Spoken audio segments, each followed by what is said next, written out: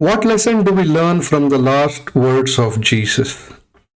Just before our Lord died, he said, "It is finished," and then he gave up his life.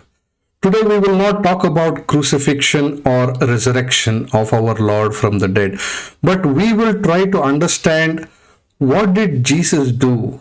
What did he do in his life until the last day he died, which made him say it with confidence that it is finished.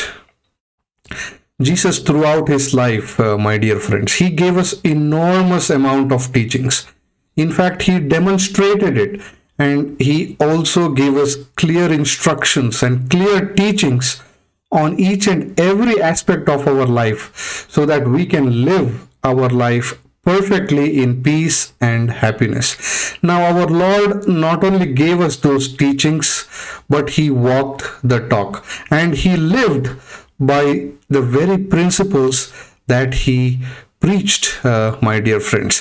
So, just before taking his last breath, Jesus spoke to his Abba Father and said, "It is finished." And we read that in John 19:30, where Jesus clearly says that it is finished.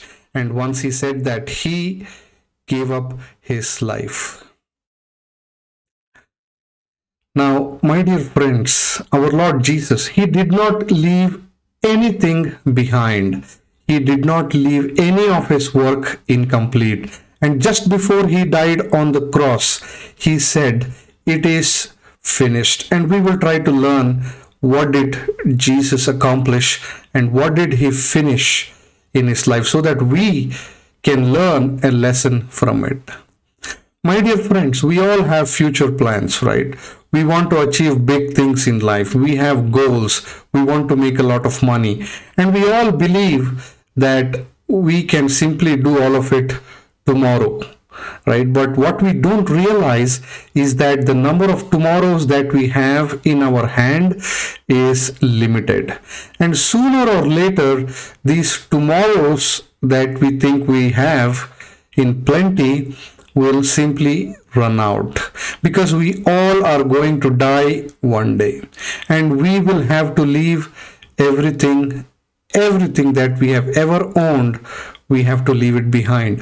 So what did Jesus do every single day of his life? Now we have to do the exact same thing, which is we simply have to give our best every single day. Now, if you have an idea, if you have something good, if you cannot try it out yourself, if you don't have the bandwidth to try it out, then it is okay that you can share that idea with someone who can simply implement it.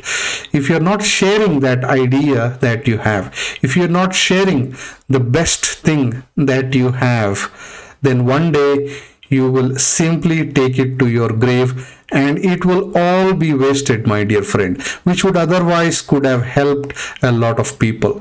Now, we also need to have a sense of urgency here. We need to have a good intent in our heart, because when the intent is not only when you approach your work in your office or your business, but at the same time that good intent should also be in your personal work or small things in life.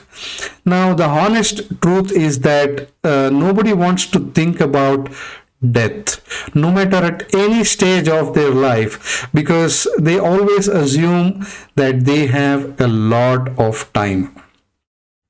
Now, you all might have heard the phrase where people say that when you were born, you did not bring anything into this world. So live your life like there is no tomorrow, right? You all might have heard people say this, but this is a wrong thing to do, the wrong thing to understand, my dear friends, because we need to clearly understand our roles and responsibilities in our life, because that all that actions that we take will definitely have an impact on the lives of others as well as us.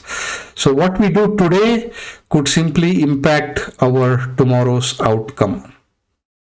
Now, we are not designed to simply help ourselves. We are not designed to satisfy ourselves or simply achieve success for ourselves and our family and just keep it all to ourselves. But our responsibility is to contribute to this world just like our Lord Jesus did.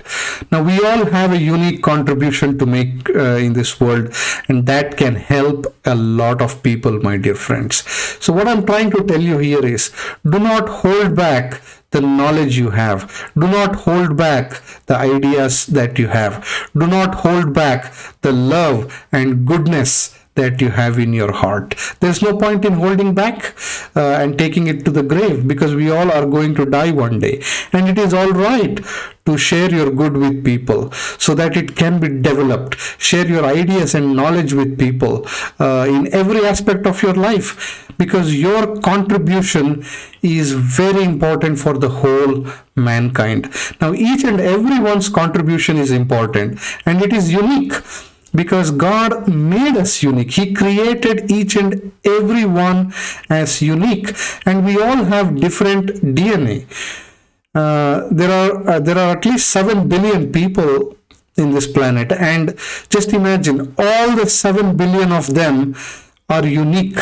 There are no two people who are exactly the same, and all of us can truly contribute in any possible way we can, and just help others in any which way we can, my dear friends. We don't need to be greedy, we don't need jealousy, we just need to have a good intent in our hearts to do the best each and every day, just like our Lord Jesus did. Now, Professor Todd Henry, he has written a book, and in his book, he writes that the richest land in the world is the cemetery, the graveyard. Because in the cemetery, there are millions and millions of people who are buried. It is not that they are buried with all their wealth, which is why it's the richest land. No, but they are buried with all their ideas that they never shared, all the goodness that they never gave to others, all the love that they had in their heart that was never expressed, and all the contribution that they could have done was simply within them, because they did not want to share that, and they took all of it to their grave, which means the graveyard where so many people are buried is the richest land. And all these people who are buried in this graveyard carried the best of their best they had into their grave. So what they carried into the grave is simply not measurable by wealth. It cannot be measured. So Professor Todd Henry in his book says that the richest land in this world is simply a graveyard. So my dear friends, what I'm trying to say is, let us not choose to carry all the goodness that we have in us to our grave when we die, because we obviously do not carry any of our wealth, we do not carry any of our power, we do not carry any of our fame when we die, and we don't even carry our body, because our body came from the soil and it will go back to the soil. Now, Jesus lived his life. He led us by example of what we can do with the days that we have been given. And if you notice in the Bible, Jesus fulfilled his family responsibilities completely. He never shrugged away from his responsibilities. At the same time, he always shared his knowledge. He always shared his love. He distributed his love and affection to everyone. Every bit of goodness that he had, he gave it to the people. He always gave, but never expected to receive anything in return. And our Lord spread every atom of goodness and love every single day throughout his life. And not only that, my dear friends, Jesus also forgave his enemies, and he also prayed for the soldiers who crucified him. And in the end, just before submitting his life to our Abba Father on the cross, he said, "It is finished. So, what is the bottom line here, my dear friends? This is the lesson that God has given us today. We all are going to die one day. Our days are numbered. Our tomorrows are limited. So let us make up our mind to tell our parents, tell our spouse, tell our family how much we appreciate them, how much we love them. Let us all decide to help people who look up to us for assistance. Let us make sure that we don't carry the love that we have into the grave. We don't carry the goodness that we have into the grave. I'm not saying that you have to go around and give all your money and wealth to people, distributing your wealth, but there are people who can who you can help with a good intent in whatever ability you can. Right?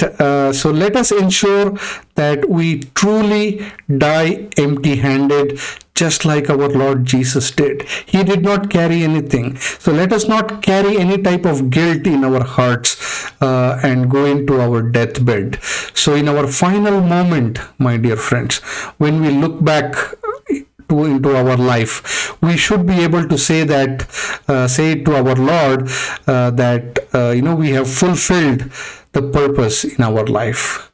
For what Lord chose you for, your last breath should always say, "Dear Lord, I emptied all the good that you had given to me. I emptied all the love that you had given to me, and I gave it to others.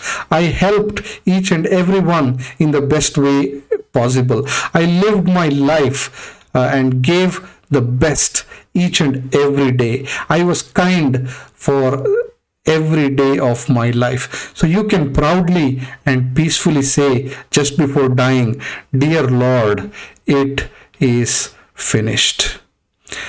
Thank you for listening, my dear friends. God bless you.